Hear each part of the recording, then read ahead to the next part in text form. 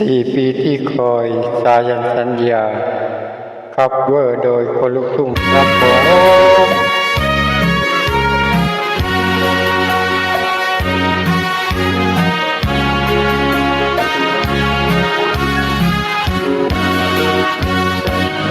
อย่าสายฝน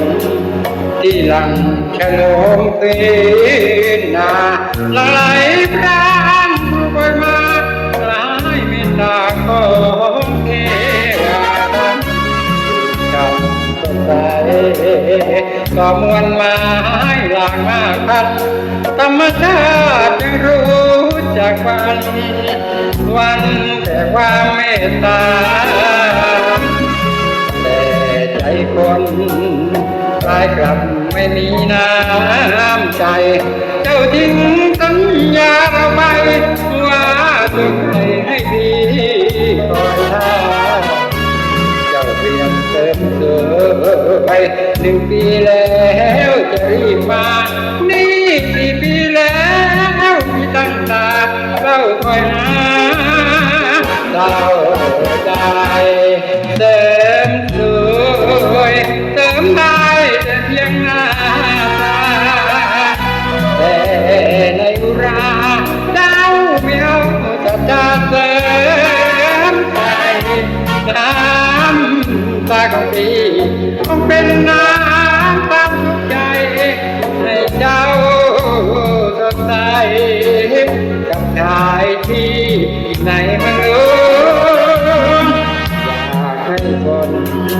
ช่วยหลังจะลงฟื้นใจที่ทำสา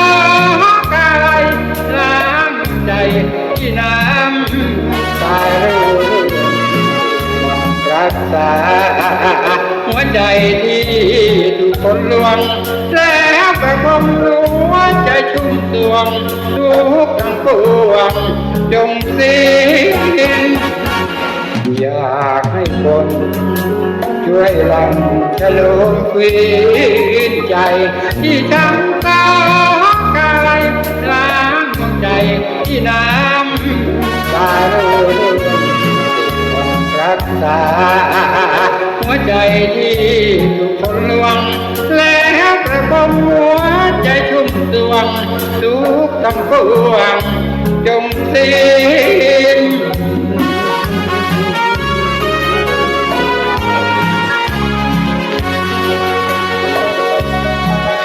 ขอบคุณครับ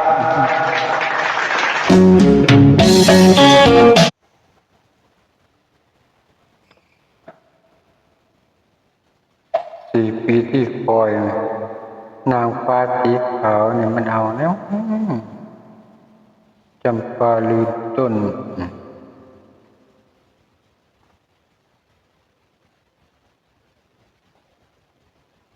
ไม่มีอันดับ 1ให้กูเลยหรือนี่ไม่ขึ้นชาร์ตให้เลย